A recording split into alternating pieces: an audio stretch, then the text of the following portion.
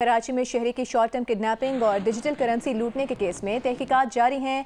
DIG CTD Asif Ejaz Sheikh ने CTD के 3 अफसरान और एहलकारों को मुअत्तल कर दिया है। तफसील जानते हैं, राहील सलमान ने हमें ज्वाइन किया है। राहील, बताइए तहकीकात से मुतालिक क्या पेशरफ्त हुई है? जी देखिए, एक केस हुआ था 25 दिसंबर 2024 को, जिसमें एक शहरी को अगवा करके उससे जो डिजिटल करेंसी लूटी गई थी $3,40,000 US अमरीकी डॉलर। उस केस के सिलसिले में अब से पहले जो है वो राजा उमर खत्ताब, जो कि सीटीडी इंटेलिजेंस के सरबराह थे, उनको ओहदे से हटाया जा चुका है। आज मजीद जो है वो उसी सेल के 3 अफसरान और एहलकारों को हटाया गया, जिनमें एक सब इंस्पेक्टर और 2 सिपाही शामिल हैं।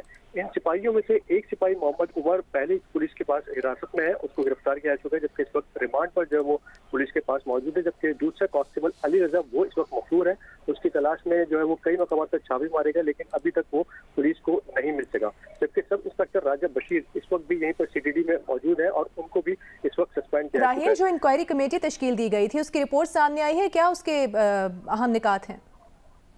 देखिए, अभी जो है वो इस केस की तफ्तीश जारी है और अभी तक कोई कंक्लूजन इसमें नहीं निकल सका है। इस वक्त तक जो है वो अब तक 8 अफराद इसमें गिरफ्तार किया जा चुके हैं, जबकि इसमें मजीद एहलकारों के भी मुलविस होने के कुछ शवाहिद मिले हैं, जिनकी तहकीकात जारी है।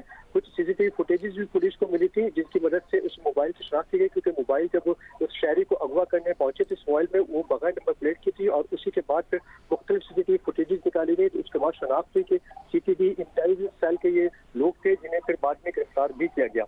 इस वक्त भी तहकीकात जारी है। इससे पहले राजा उमर खत्ताब, जो कि सीटीडी इंटेलिजेंस के सरबराह थे, जिसके ये तमाम पुलिस एहलकार उनके सेल में तैनात थे, उनको भी इस ओहदे से हटाया जा चुका है। जबकि इसके साथ साथ एक और डीएसपी, जो कि स्पेशल प्रोटेक्शन यूनिट सीपैक में तैनात थे, उन्हें भी ओहदे से हटाया जा चुका है। जी, बहुत शुक्रिया आपका राहील सलमान, आपने अपडेट किया। वज़ीर आला पंजाब ने कहा है कि लोग कहते थे कि सड़कें बनाने से कौमें तरक्की नहीं करती, सड़क के बगैर कहीं कोई तरक्की नहीं होती। पाकपतन में वज़ीर आला पंजाब लाइफ स्टॉक कार्ड की तकरीब से खिताब करते हुए मरियम नवाज ने कहा कि कुछ लोगों का जब मुंह खुलता है तो गालियां निकलती हैं। मरियम नवाज ने सवाल किया कि पिछली हुकूमत ने 4 साल क्या किया? पैसा तो पिछली हुकूमत के पास भी था, वो पैसा किधर गया? पिछली हुकूमत ने कोई एक नया अस्पताल और स्कूल कॉलेज नहीं बनाया। मरियम नवाज ने मजीद कहा कि न सिर्फ जानवरों की बीमारियों का इलाज किया जाएगा, बल्कि कई सियासी जमातों को जो बीमारियां हैं उसका भी अच्छा इलाज करेंगे। हम सुनते थे कि लोग कहते थे कि जी सड़कें बनाने से कोई कौम तरक्की नहीं करती। बड़ी हैरत की बात है, किसी की अकल पे मैं मातम करूं, रोऊं या क्या करूं? जहां सड़क बनती है वहां तरक्की आती है। सड़क के बगैर कभी कहीं तरक्की नहीं आ सकती।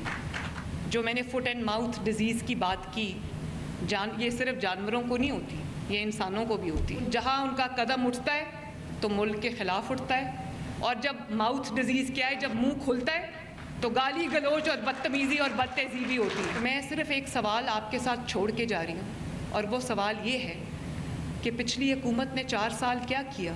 ये पैसा जो आज पंजाब में आपका पैसा है, लेकिन आप पे खर्च हो रहा है, नज़र आ रहा है कि खर्च हो रहा है, दुनिया देख रही है कि खर्च हो रहा है। ये पैसा पिछली हुकूमतों के पास भी था पंजाब में। पिछली हुकूमत ने ये पैसा किधर रखा? कौन ले गई है? अच्छा, मैं सिर्फ ये कहना चाहती हूँ कि ना सिर्फ हम जानवरों की बीमारियों का इलाज करेंगे, बल्कि कई सियासी जमातों को जो बीमारियां लाहक है उसका भी अच्छा इलाज करेंगे इंशाअल्लाह ताला।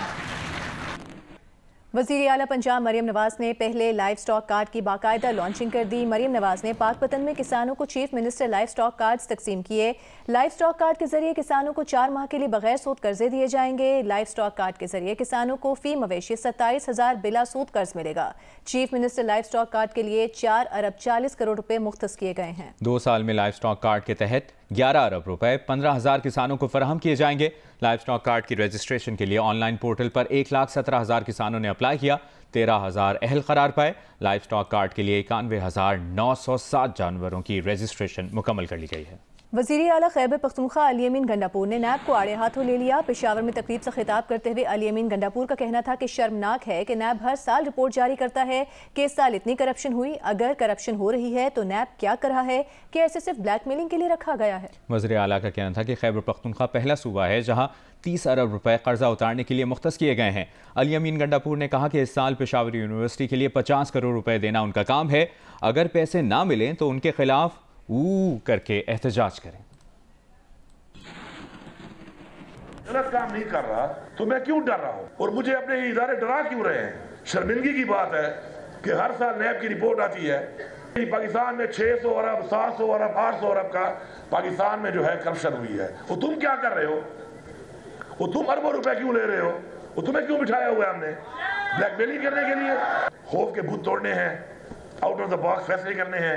और हमारा जो पैसा है उसको हमने इन्वेस्ट करना है अपने उन सेक्टर्स के ऊपर कि जहाँ पे हमारे पास पोटेंशियल है और जहाँ से रेवेन्यू आ सकता है। और दूसरा उन जगहों पर कि हमारे ऊपर जो कुछ चीज़ें जो दुनिया में लाइबिलिटी नहीं एसेट्स हैं बस हमारी लाइबिलिटी बने हुए हैं, तो उनको हमने कन्वर्ट करना है लाइबिलिटी से एसेट की तरफ। मैंने इनसे कहा, मैंने कहा कोई बिल्डिंग अवेलेबल है तो फिलहाल जल्दी शुरू करें ताकि हमारे बच्चे जल्द मेडिकल के स्टूडेंट्स बन के डॉक्टर्स बने।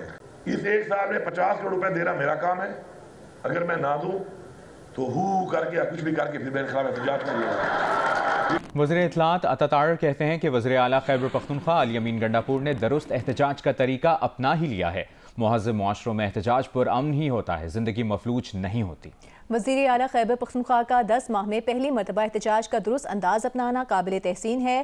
काश 26 नवंबर और 9 मई को भी जलाओ घेराव के बजाय करके एहतजाज कर लेते हैं। कौम जानती है कि इंतशार, फसाद और जलाओ घेराव आपका वतीरा है।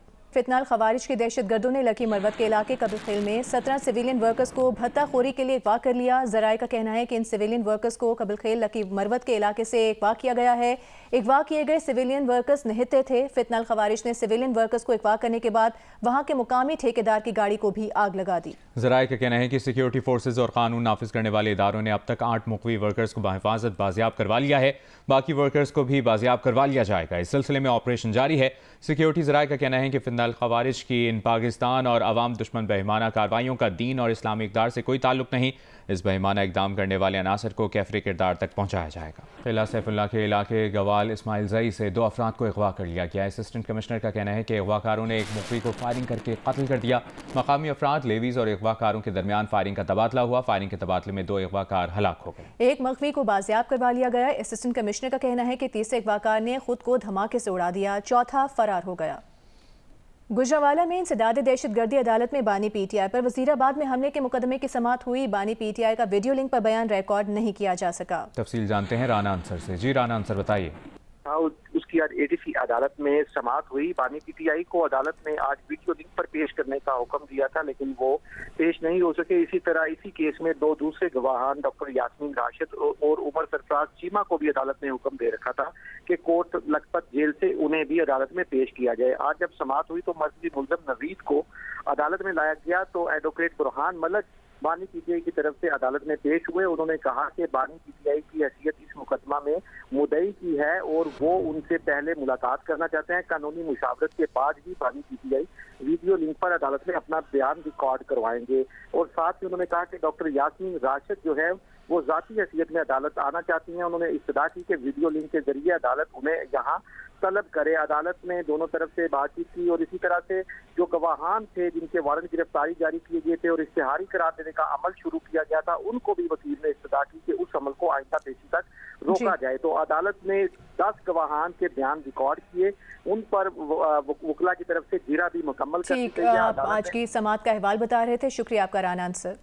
वाईफाई और वायरलेस नेटवर्क्स के जरिए हसास मालूमात चोरी होने का खदशा जाहिर किया गया है। वायरलेस राउटर्स को कम महफूज डिवाइसेस करार दे दिया गया है। काबीना डिवीजन ने तमाम विफाकी वजारतों, डिवीजन और सूबाई हुकूमतों को मुरासला लिख दिया है। इस बारे में तफसील के लिए बात करेंगे नुमाइंदा जियो न्यूज़ ज़रमीन ज़हरा से। ज़रमीन, किन खदशात का इजहार किया गया है मुरासले में?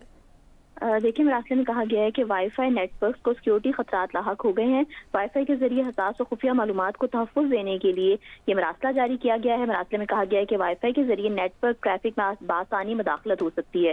राउटर्स अपडेट के जरिए इंटरनेट ट्रैफिक को गैर महफूज तरफ मोड़ा जा सकता है। वाईफाई नेटवर्क के जरिए डायरेक्टरीज और फाइल्स को जो है बासानी शेयर किया जा सकता है। मुरासले में वाईफाई और वायरलेस नेटवर्क को महफूज बनाने के लिए मुख्तलिफ इक़दाम की तजवीज़ दी गई है और साथ ही साथ सार्फिन को वाईफाई के पासवर्ड मुश्किल रखने की सिफारिश की गई है और वाईफाई के नाम और आईडी खुफिया रखने और अहम मालूमात को बचाने के लिए गेस्ट नेटवर्क को बंद करने की भी सिफारिश की गई है काबीना डिवीजन की। बहुत शुक्रिया आपका ज़रमीन ज़हरा। टेस्ट क्रिकेटर साइम अयूब का लंदन के क्लिनिक में दूसरा चेकअप हुआ है।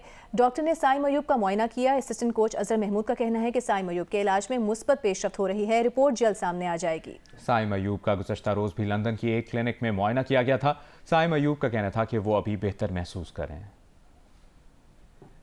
कौमी बैटर साइम अयूब टखने के फ्रैक्चर का दूसरा मुआयना कराने सेंट्रल लंदन के क्लिनिक पहुंचे, जहां उनकी स्पेशलिस्ट डॉक्टर डेविड रेडफर्न से अपॉइंटमेंट तय थी। साइम अयूब का गुज़िश्ता रोज भी लंदन की एक क्लिनिक में मुआयना किया गया था।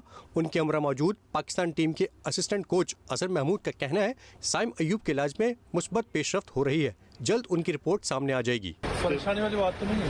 नहीं इंशाल्लाह स्टेबल इंजरी है, तो अल्लाह का शुक्र है। 6 वीक्स में और समथिंग ये तो मेडिकल पैनल ही बताएगा और डॉक्टर ही बताएंगे, मैं कुछ नहीं बता सकता, मैं डॉक्टर नहीं हूँ, वो बताएंगे। इस मौके पर साइम अयूब का कहना था कि वो अभी बेहतर हैं और डॉक्टर्स ने पाँव पर हल्का वजन डालने का कहा है। साइम कब अभी उम्मीद है आपको कि आप खेल सकेंगे? इट्स जस्ट के उन्होंने ये बताया कि स्टेबल और थोड़ा बहुत इस पर वेट डाल सकते हैं। अदर देन दैट जो भी रिपोर्ट्स हैं वो मेडिकल पैनल को साइन करेंगे, फिर वो एनी अदर ट्रीटमेंट कब तक शुरू होगी? बस मुझे जितना पता था मैंने आपको बता दिया था। सर्जरी वाला का